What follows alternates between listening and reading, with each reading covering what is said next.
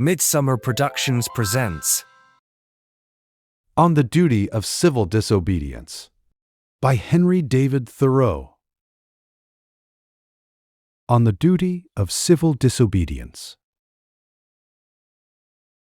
I heartily accept the motto, that government is best which governs least, and I should like to see it acted up to more rapidly and systematically.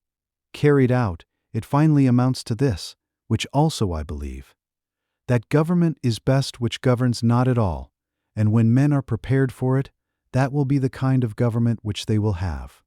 Government is at best but an expedient. But most governments are usually, and all governments are sometimes, inexpedient. The objections which have been brought against a standing army, and they are many and weighty, and deserve to prevail, may also at last be brought against a standing government. The standing army is only an arm of the standing government. The government itself, which is only the mode which the people have chosen to execute their will, is equally liable to be abused and perverted before the people can act through it. Witness the present Mexican War, the work of comparatively a few individuals, using the standing government as their tool. For, in the outset, the people would not have consented to this measure. This American government, what is it but a tradition, though a recent one, endeavoring to transmit itself unimpaired to posterity, but each instant losing some of its integrity? It has not the vitality and force of a single living man, for a single man can bend it to his will. It is a sort of wooden gun to the people themselves, and if ever they should use it in earnest as a real one against each other, it will surely split. But it is not the less necessary for this, for the people must have some complicated machinery or other, and hear its din, to satisfy that idea of government which they have. Governments show thus how successfully men can be imposed on, even impose on themselves for their own advantage. It is excellent, we must all allow. Yet this government never of itself furthered any enterprise, but by the alacrity with which it got out of its way. It does not keep the country free. It does not settle the West. It does not educate. The character inherent in the American people has done all that has been accomplished, and it would have done somewhat more if the government had not sometimes got in its way. For government is an expedient by which men would fain succeed in letting one another alone. And, as has been said, when it is most expedient, the governed are most let alone by it. The character inherent in the American people has done all that has been accomplished, and it would have done somewhat more if the government had not sometimes got in its way. For government is an expedient by which men would fain succeed in letting one another alone. And, as has been said, when it is most expedient, the governed are most let alone by it. Trade and commerce, if they were not made of India rubber, would never manage to bounce over obstacles which legislators are continually putting in their way. And, if one were to judge these men wholly by the effects of their actions, and not partly by their intentions, they would deserve to be classed and punished with those mischievous persons who put obstructions on the railroads. But, to speak practically, and as a citizen, unlike those who call themselves no-government men, I ask for, not at once no government, but at once a better government. Let every man make known what kind of government would command his respect, and that will be one step toward obtaining it.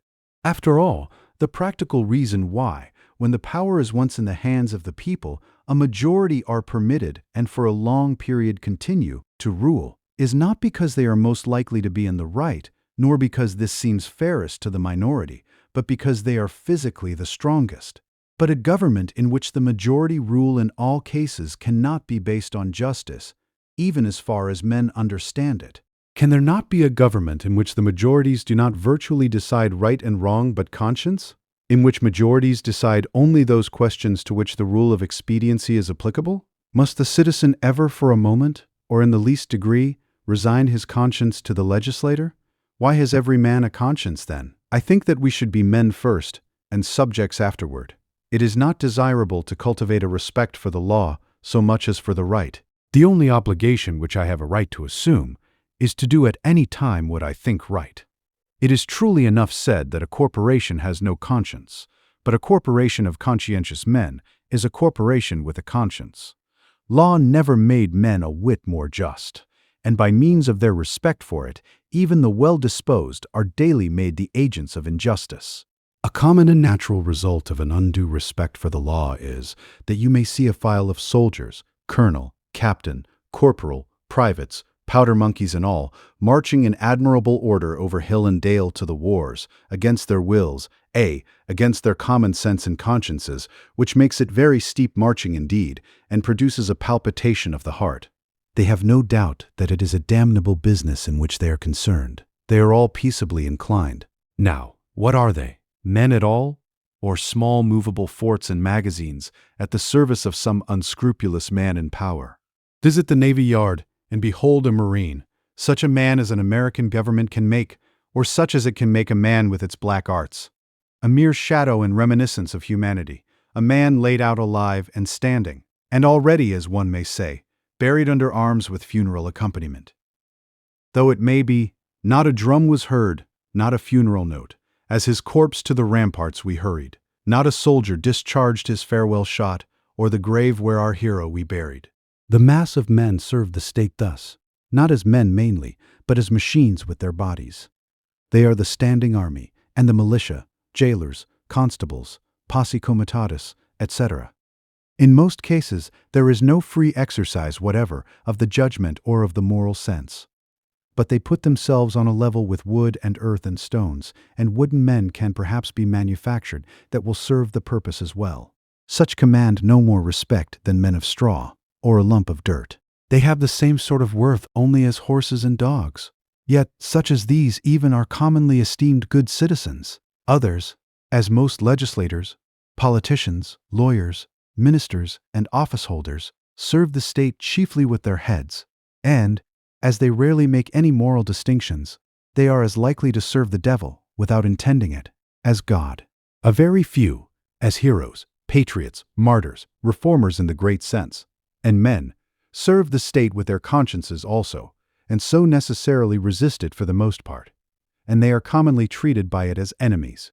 A wise man will only be useful as a man, and will not submit to be clay, and stop a hole to keep the wind away, but leave that office to his dust at least. I am too high-born to be propertied, to be a secondary at control, or useful serving man and instrument to any sovereign state throughout the world. He who gives himself entirely to his fellow men appears to them useless and selfish, but he who gives himself partially to them is pronounced a benefactor and philanthropist. How does it become a man to behave toward the American government today?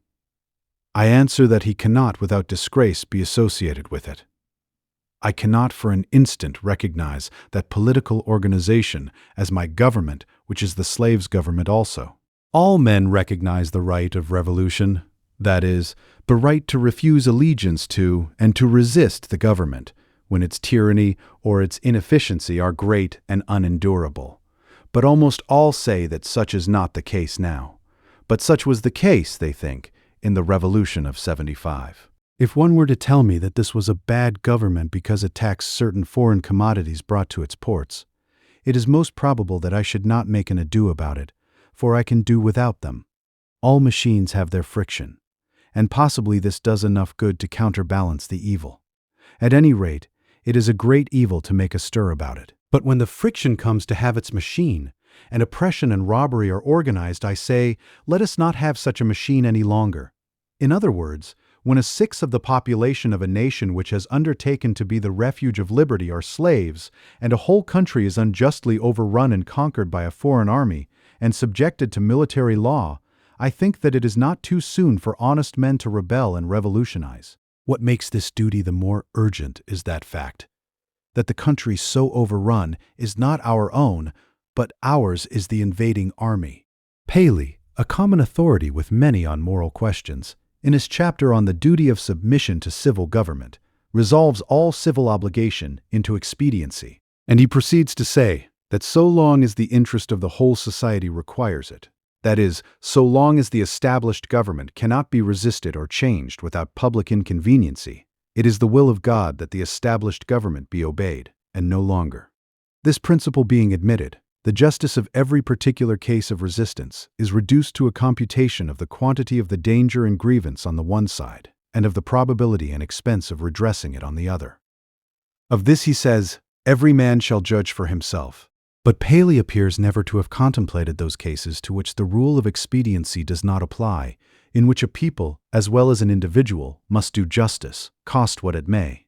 If I have unjustly wrested a plank from a drowning man, I must restore it to him though I drown myself. This, according to Paley, would be inconvenient. But he that would save his life, in such a case, shall lose it. This people must cease to hold slaves and to make war on Mexico, though it cost them their existence as a people. In their practice, nations agree with Paley. But does anyone think that Massachusetts does exactly what is right at the present crisis? A drab of state, a cloth-o'-silver slut, to have her train borne up and her soul trail in the dirt. Practically speaking, the opponents to a reform in Massachusetts are not 100,000 politicians at the South, but 100,000 merchants and farmers here, who are more interested in commerce and agriculture than they are in humanity, and are not prepared to do justice to the slave and to Mexico, cost what it may. I quarrel not with far-off foes, but with those who, near at home, cooperate with and do the bidding of those far away, and without whom the latter would be harmless. We are accustomed to say that the mass of men are unprepared. But improvement is slow, because the few are not materially wiser or better than the many. It is not so important that many should be as good as you, as that there be some absolute goodness somewhere, for that will leaven the whole lump. There are thousands who are in opinion opposed to slavery and to the war, who yet in effect do nothing to put an end to them, who, esteeming themselves children of Washington and Franklin, sit down with their hands in their pockets and say that they know not what to do, and do nothing, who even postpone the question of freedom to the question of free trade, and quietly read the prices current along with the latest advices from Mexico after dinner, and it may be, fall asleep over them both. What is the price current of an honest man and patriot today? They hesitate, and they regret, and sometimes they petition, but they do nothing in earnest and with effect. They will wait, well disposed, for others to remedy the evil, that they may no longer have it to regret. At most, they give only a cheap vote and a feeble countenance and Godspeed to the right as it goes by them. There are 999 patrons of virtue to one virtuous man, but it is easier to deal with the real possessor of a thing than with the temporary guardian of it. All voting is a sort of gaming, like checkers or backgammon, with a slight moral tinge to it, a playing with right and wrong, with moral questions, and betting naturally accompanies it. The character of the voters is not staked. I cast my vote, perchance, as I think right, but I am not vitally concerned that that right should prevail. I am willing to leave it to the majority. Its obligation, therefore, never exceeds that of expediency. Even voting for the right is doing nothing for it. It is only expressing to men feebly your desire that it should prevail. A wise man will not leave the right to the mercy of chance, nor wish it to prevail through the power of the majority. There is but little virtue in the action of masses of men. When the majority shall at length vote for the abolition of slavery, it will be because they are indifferent to slavery, or because there is but little slavery left to be abolished by their vote. They will then be the only slaves. Only his vote can hasten the abolition of slavery who asserts his own freedom by his vote. I hear of a convention to be held at Baltimore, or elsewhere, for the selection of a candidate for the presidency, made up chiefly of editors and men who are politicians by profession. But I think, what is it to any independent, intelligent, and respectable man what decision they may come to? Shall we not have the advantage of his wisdom and honesty nevertheless? Can we not count upon some independent votes?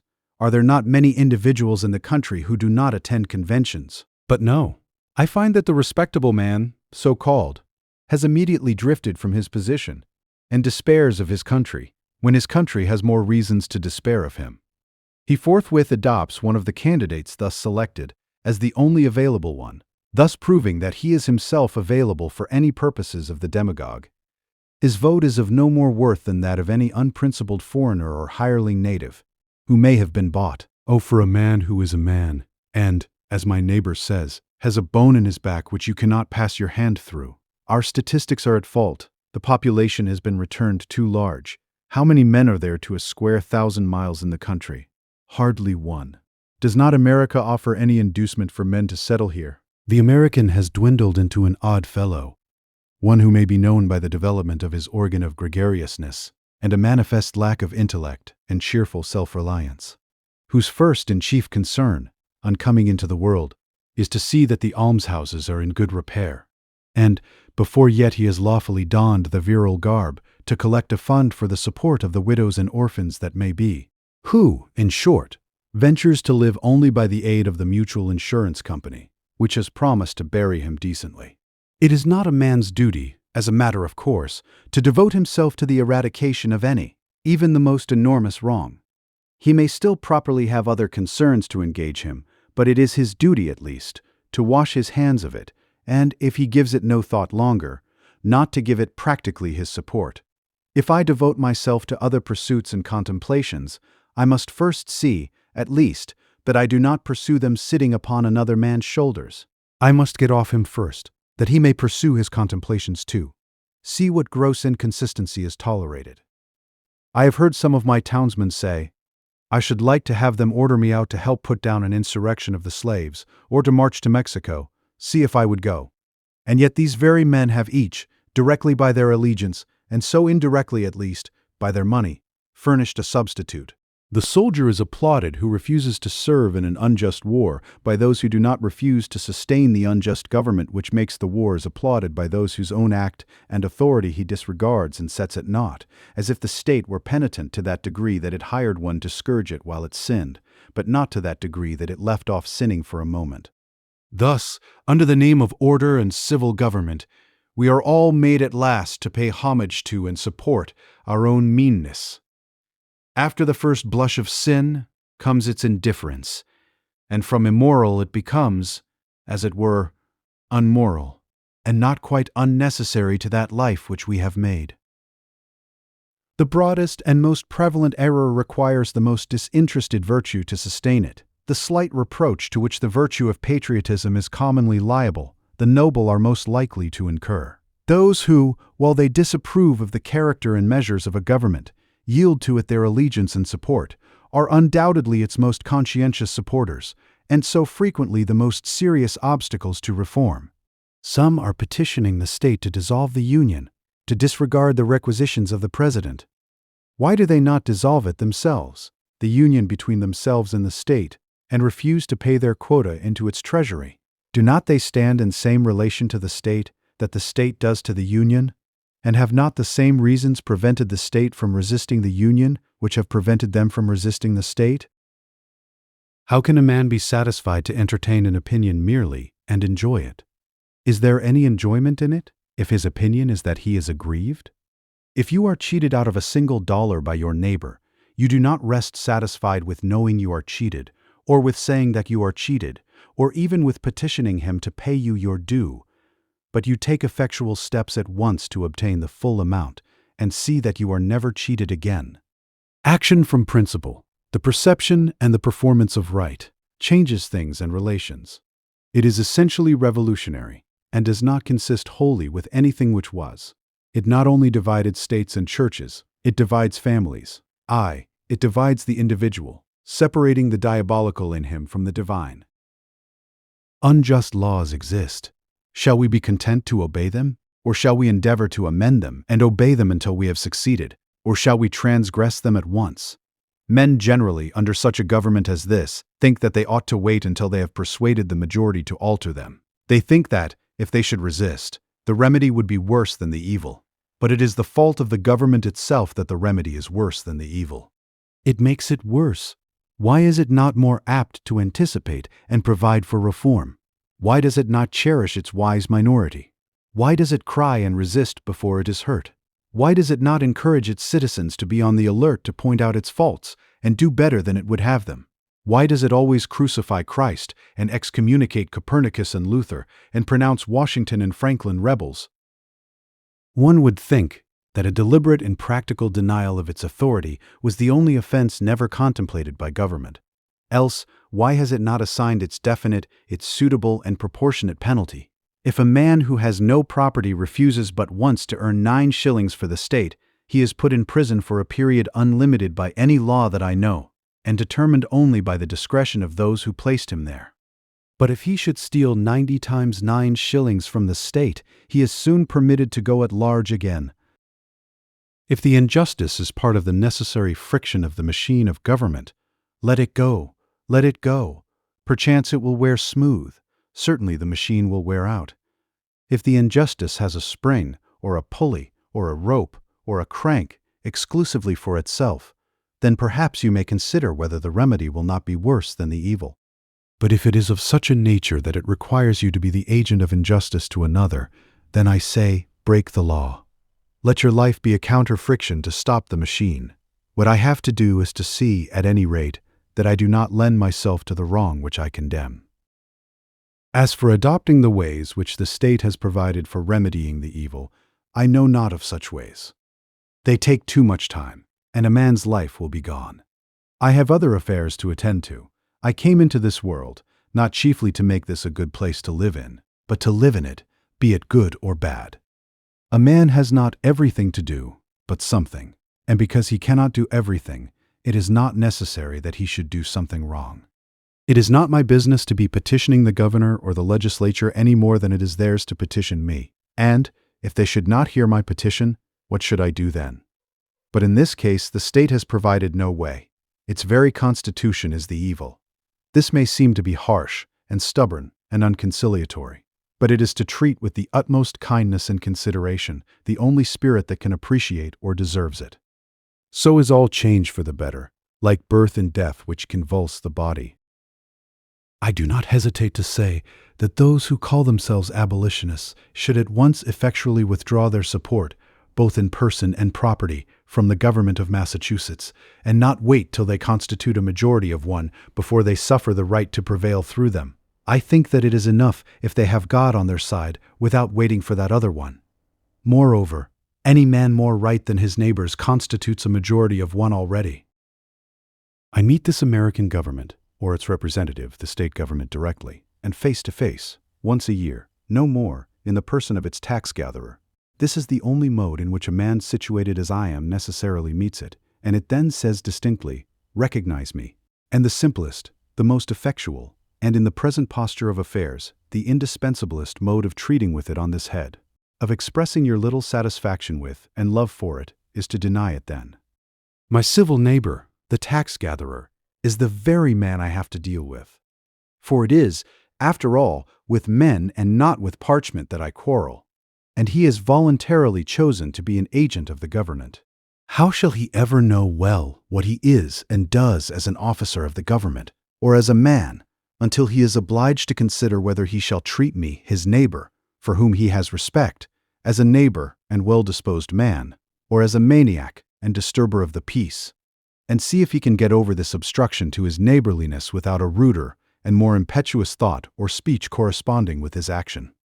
I know this well, that if 1,000, if 100, if 10 men whom I could name, if 10 honest men only, aye, if one honest man in this state of Massachusetts, ceasing to hold slaves, were actually to withdraw from this co-partnership and be locked up in the county jail therefore, it would be the abolition of slavery in America. For it matters not how small the beginning may seem to be. What is once well done is done forever. But we love better to talk about it. That, we say, is our mission. Reform keeps many scores of newspapers in its service, but not one man. If my esteemed neighbor, the state's ambassador, who will devote his days to the settlement of the question of human rights in the council chamber, instead of being threatened with the prisons of Carolina, were to sit down the prisoner of Massachusetts, that state which is so anxious to foist the sin of slavery upon her sister, though at present she can discover only an act of inhospitality to be the ground of a quarrel with her, the legislature would not wholly waive the subject of the following winter. Under a government which imprisons any unjustly, the true place for a just man is also a prison. The proper place today, the only place which Massachusetts has provided for her freer and less desponding spirits, is in her prisons, to be put out and locked out of the state by her own act, as they have already put themselves out by their principles. It is there that the fugitive slave and the Mexican prisoner on parole, and the Indian come to plead the wrongs of his race should find them. On that separate but more free and honorable ground where the state places those who are not with her but against her. The only house in a slave state in which a free man can abide with honor. If any think that their influence would be lost there, and their voices no longer afflict the ear of the state, that they would not be as an enemy within its walls, they do not know by how much truth is stronger than error, nor how much more eloquently and effectively he can combat injustice who has experienced a little in his own person. Cast your whole vote, not a strip of paper merely, but your whole influence. A minority is powerless, while it conforms to the majority. It is not even a minority then, but it is irresistible when it clogs by its whole weight. If the alternative is to keep all just men in prison, or give up war and slavery, the state will not hesitate which to choose. If 1,000 men were not to pay their tax bills this year, that would not be a violent and bloody measure, as it would be to pay them, and enable the state to commit violence and shed innocent blood. This is, in fact, the definition of a peaceable revolution, if any such is possible. If the tax gatherer, or any other public officer, asks me, as one has done, "But what shall I do?" my answer is, if you really wish to do anything, resign your office. When the subject has refused allegiance, and the officer has resigned his office, then the revolution is accomplished. But even suppose blood should flow, is there not a sort of bloodshed when the conscience is wounded? Through this wound, a man's real manhood and immortality flow out, and he bleeds to an everlasting death.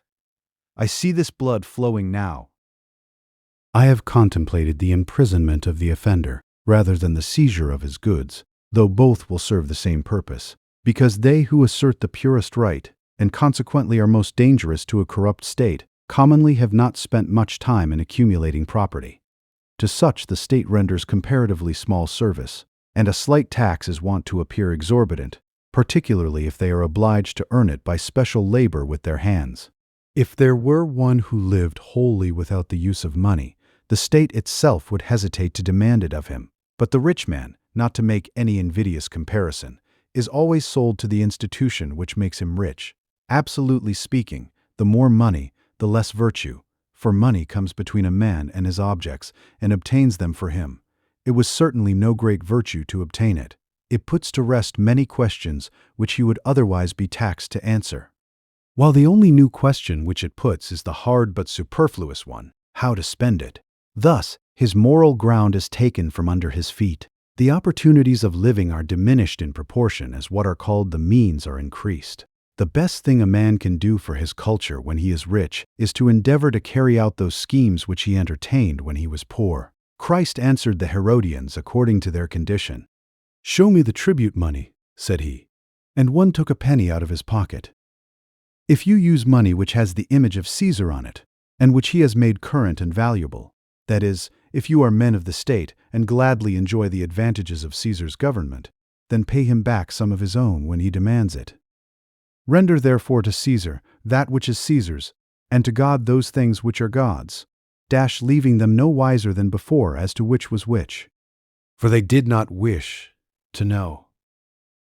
When I converse with the freest of my neighbors, I perceive that, whatever they may say about the magnitude and seriousness of the question, and their regard for the public tranquility, the long and the short of the matter is that they cannot spare the protection of the existing government, and they dread the consequences of disobedience to it to their property and families. For my own part, I should not like to think that I ever rely on the protection of the state. But, if I deny the authority of the state when it presents its tax bill, it will soon take and waste all my property, and so harass me and my children without end. This is hard. This makes it impossible for a man to live honestly, and at the same time comfortably in outward respects. It will not be worth the while to accumulate property. That would be sure to go again. You must hire or squat somewhere, and raise but a small crop, and eat that soon. You must live within yourself, and depend upon yourself, always tucked up and ready for a start, and not have many affairs. A man may grow rich in Turkey even, if he will be in all respects a good subject of the Turkish government. Confucius said, "If a state is governed by the principles of reason, poverty and misery are subjects of shame." If a state is not governed by the principles of reason, riches and honors are the subjects of shame. No. Until I want the protection of Massachusetts to be extended to me in some distant southern port, where my liberty is endangered, or until I am bent solely on building up an estate at home by peaceful enterprise, I can afford to refuse allegiance to Massachusetts and her right to my property and life. It costs me less in every sense to incur the penalty of disobedience to the state than it would to obey. I should feel as if I were worth less in that case. Some years ago, the state met me in behalf of the church and commanded me to pay a certain sum toward the support of a clergyman whose preaching my father attended, but never I myself. "Pay it," it said, "or be locked up in the jail." I declined to pay. But unfortunately, another man saw fit to pay it. I did not see why the schoolmaster should be taxed to support the priest, and not the priest the schoolmaster. For I was not the state's schoolmaster, but I supported myself by voluntary subscription.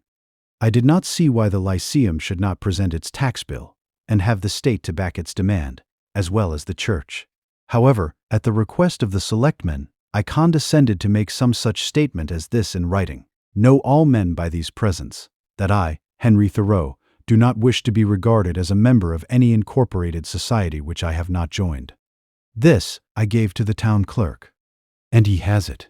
The state, having thus learned that I did not wish to be regarded as a member of that church, has never made a like demand on me since, though it said that it must adhere to its original presumption that time. If I had known how to name them, I should then have signed off in detail from all the societies which I never signed on to, but I did not know where to find such a complete list. I have paid no poll tax for 6 years. I was put into a jail once on this account, for one night, and, as I stood considering the walls of solid stone 2 or 3 feet thick, the door of wood and iron, a foot thick, and the iron grating which strained the light, I could not help being struck with the foolishness of that institution, which treated me as if I were mere flesh and blood and bones, to be locked up. I wondered that it should have concluded at length that this was the best use it could put me to, and had never thought to avail itself of my services in some way. I saw that, if there was a wall of stone between me and my townsmen, there was a still more difficult one to climb or break through before they could get to be as free as I was. I did not for a moment feel confined, and the walls seemed a great waste of stone and mortar. I felt as if I alone of all my townsmen had paid my tax. They plainly did not know how to treat me, but behaved like persons who are underbred. In every threat and in every compliment there was a blunder, for they thought that my chief desire was to stand the other side of that stone wall.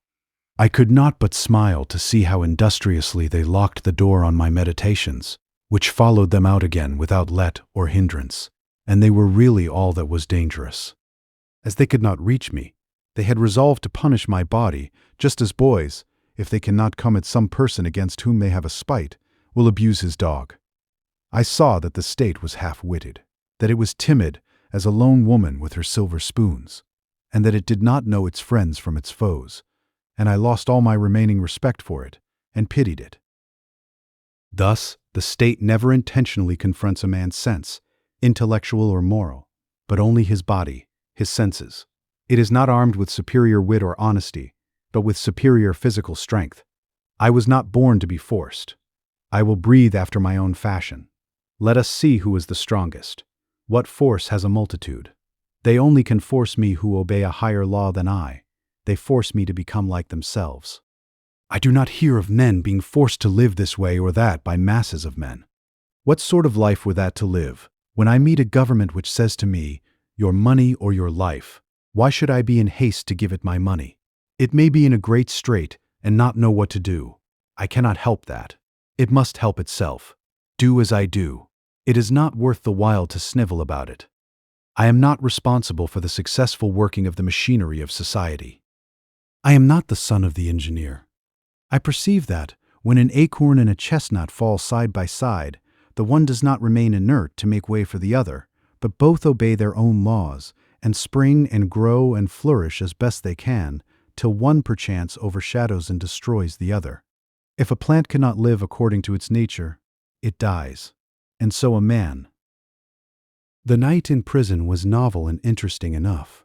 The prisoners in their shirt sleeves were enjoying a chat in the evening air in the doorway when I entered. But the jailer said, "Come, boys, it is time to lock up." And so they dispersed, and I heard the sound of their steps returning into the hollow apartments. My roommate was introduced to me by the jailer as a first-rate fellow and a clever man. When the door was locked, he showed me where to hang my hat and how he managed matters there.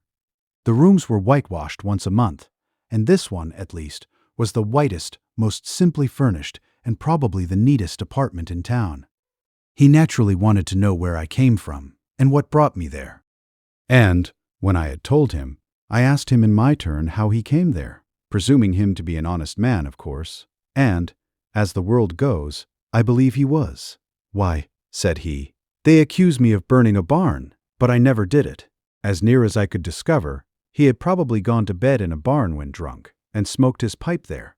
And so, a barn was burnt.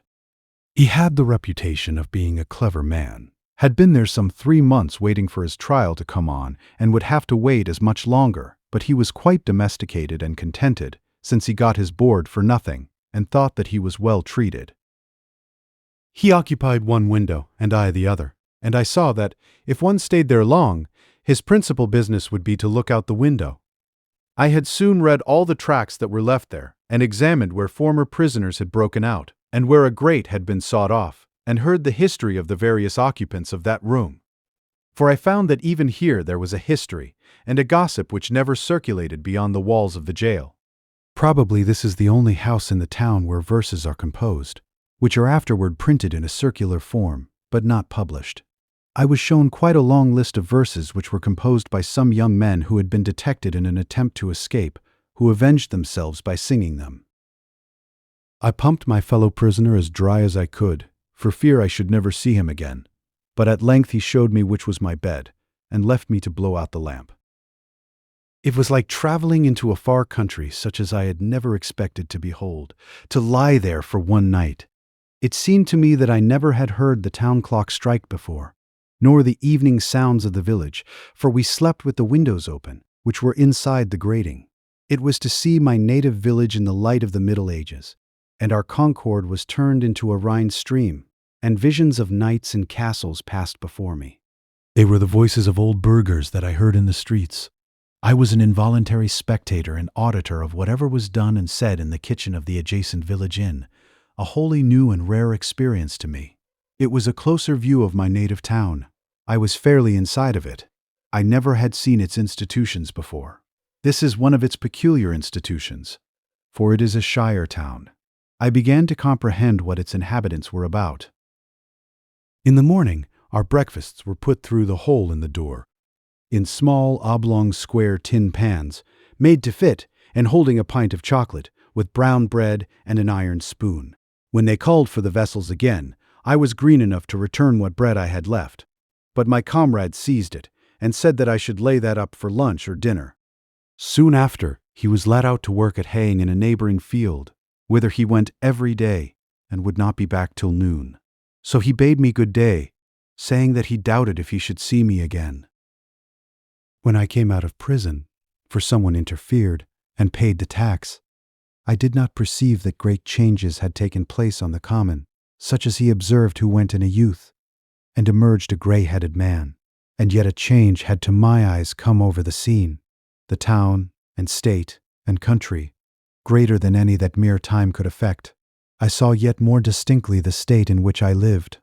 I saw to what extent the people among whom I lived could be trusted as good neighbors and friends, that their friendship was for summer weather only, that they did not greatly purpose to do right, that they were a distinct race from me by their prejudices and superstitions, as the Chinamen and Malays are, that in their sacrifices to humanity they ran no risks, not even to their property, that, after all, they were not so noble, but they treated the thief as he had treated them, and hoped by a certain outward observance and a few prayers, and by walking in a particular straight though useless path from time to time, to save their souls. This may be to judge my neighbors harshly, for I believe that most of them are not aware that they have such an institution as the jail in their village.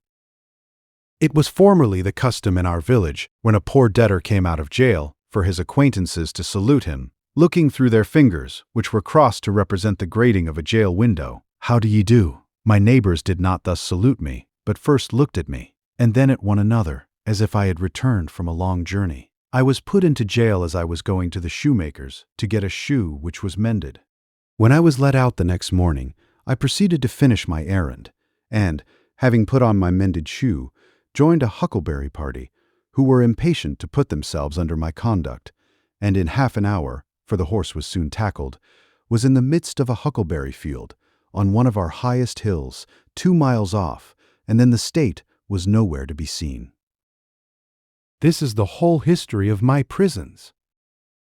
I have never declined paying the highway tax, because I am as desirous of being a good neighbor as I am of being a bad subject. And, as for supporting schools, I am doing my part to educate my fellow countrymen now. It is for no particular item in the tax bill that I refuse to pay it.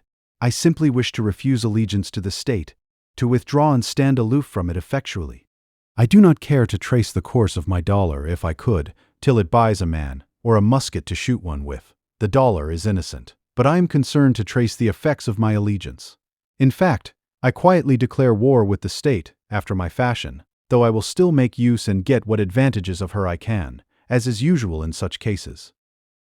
If others pay the tax which is demanded of me from a sympathy with the state, they do but what they have already done in their own case, or rather they abet injustice to a greater extent than the state requires. If they pay the tax from a mistaken interest in the individual taxed, to save his property or prevent his going to jail, it is because they have not considered wisely how far they let their private feelings interfere with the public good. This, then, is my position at present. But one cannot be too much on his guard in such a case, lest his actions be biased by obstinacy or an undue regard for the opinions of men. Let him see that he does only what belongs to himself and to the hour. I think sometimes, why, this people mean well. They are only ignorant. They would do better if they knew how. Why give your neighbors this pain to treat you as they are not inclined to? But I think again, this is no reason why I should do as they do, or permit others to suffer much greater pain of a different kind. Again, I sometimes say to myself, when many millions of men, without heat, without ill will, without personal feeling of any kind, demand of you a few shillings only, without the possibility, such is their constitution, of retracting or altering their present demand, and without the possibility on your side of appeal to any other millions, why expose yourself to this overwhelming brute force? You do not resist cold and hunger, the winds and the waves, thus obstinately. You quietly submit to 1,000 similar necessities. You do not put your head into the fire. But just in proportion as I regard this as not wholly a brute force, but partly a human force, and consider that I have relations to those millions as to so many millions of men, and not of mere brute or inanimate things, I see that appeal is possible, first and instantaneously from them to the maker of them, and secondly from them to themselves. But, if I put my head deliberately into the fire, there is no appeal to fire or to the maker of fire, and I have only myself to blame. If I could convince myself that I have any right to be satisfied with men as they are, and to treat them accordingly, and not according in some respects to my requisitions and expectations of what they and I ought to be, then, like a good Mussulman and fatalist, I should endeavor to be satisfied with things as they are, and say it is the will of God. And, above all, there is this difference between resisting this and a purely brute or natural force, that I can resist this with some effect, but I cannot expect, like Orpheus, to change the nature of the rocks and trees and beasts. I do not wish to quarrel with any man or nation. I do not wish to split hairs, to make fine distinctions, or set myself up as better than my neighbors. I seek rather, I may say, even an excuse for conforming to the laws of the land. I am but too ready to conform to them. Indeed, I have reason to suspect myself on this head. And each year, as the tax gatherer comes round, I find myself disposed to review the acts and position of the general and state governments, and the spirit of the people to discover a pretext for conformity. We must affect our country as our parents, and if at any time we alienate out love of industry from doing it honor, we must respect effects and teach the soul matter of conscience and religion, and not desire of rule or benefit. I believe that the state will soon be able to take all my work of this sort out of my hands, and then I shall be no better patriot than my fellow countrymen. Seen from a lower point of view, the Constitution, with all its faults, is very good. The law and the courts are very respectable. Even this state and this American government are, in many respects, very admirable, and rare things to be thankful for, such as a great many have described them.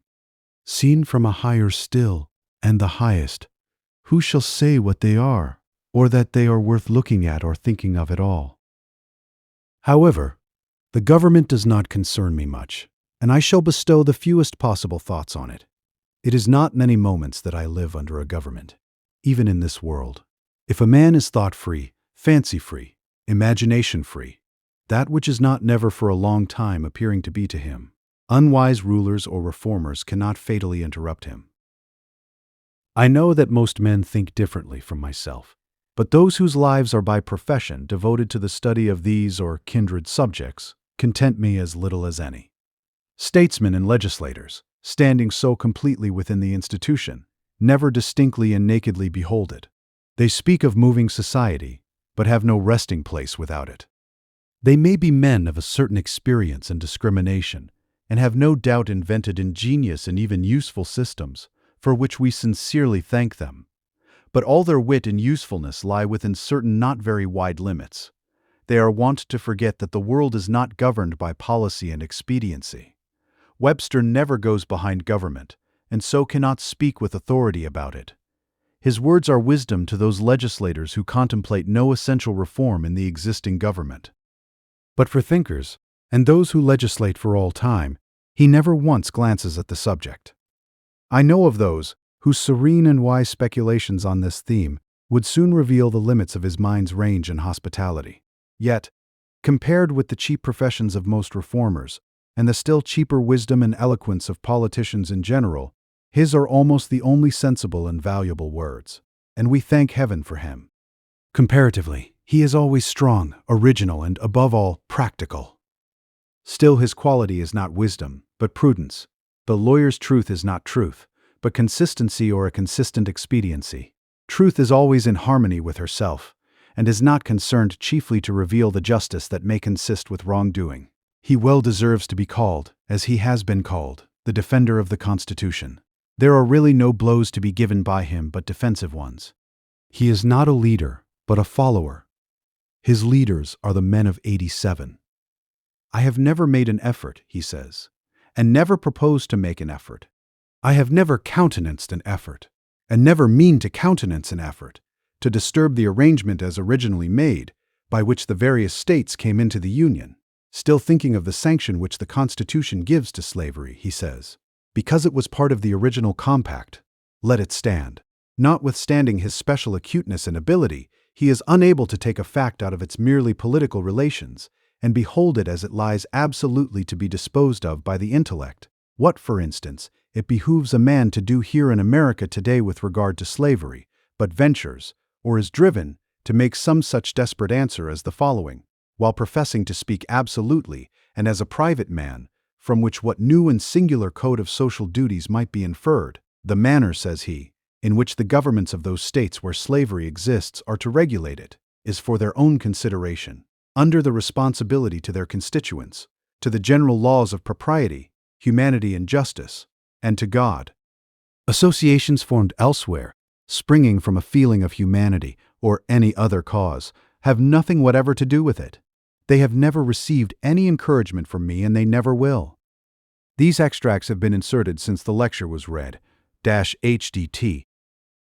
They who know of no purer sources of truth, who have traced up its stream no higher, stand, and wisely stand, by the Bible and the Constitution, and drink at it there with reverence and humanity. But they who behold where it comes trickling into this lake or that pool, gird up their loins once more, and continue their pilgrimage toward its fountainhead. No man with a genius for legislation has appeared in America. They are rare in the history of the world. There are orators, politicians, and eloquent men by the thousand, but the speaker has not yet opened his mouth to speak who is capable of settling the much vexed questions of the day. We love eloquence for its own sake, and not for any truth which it may utter, or any heroism it may inspire. Our legislators have not yet learned the comparative value of free trade, and of freedom, of union, and of rectitude to a nation. They have no genius or talent for comparatively humble questions of taxation and finance, commerce, and manufactures and agriculture. If we were left solely to the wordy wit of legislators in Congress for our guidance, uncorrected by the seasonable experience and the effectual complaints of the people, America would not long retain her rank among the nations. For 1800 years, though perchance I have no right to say it, the New Testament has been written. Yet where is the legislator who has wisdom and practical talent enough to avail himself of the light which it sheds on the science of legislation? The authority of government, even such as I am willing to submit to, for I will cheerfully obey those who know and can do better than I, and in many things even those who neither know nor can do so well, is still an impure one. To be strictly just, it must have the sanction and consent of the governed. It can have no pure right over my person and property, but what I concede to it. The progress from an absolute to a limited monarchy, from a limited monarchy to a democracy, is a progress toward a true respect for the individual. Even the Chinese philosopher was wise enough to regard the individual as the basis of the empire. Is a democracy, such as we know it, the last improvement possible in government? Is it not possible to take a step further towards recognizing and organizing the rights of man? There will never be a really free and enlightened state until the state comes to recognize the individual as a higher and independent power from which all its own power and authority are derived, and treats him accordingly. I please myself with imagining a state at last which can afford to be just to all men, and to treat the individual with respect as a neighbor, which even would not think it inconsistent with its own repose if a few were to live aloof from it, not meddling with it nor embraced by it, who fulfilled all the duties of neighbors and fellow men. A state which bore this kind of fruit, and suffered it to drop off as fast as it ripened, would prepare the way for a still more perfect and glorious state, which also I have imagined, but not yet anywhere seen. On the Duty of Civil Disobedience, by Henry David Thoreau, is a Midsummerr production. All rights reserved.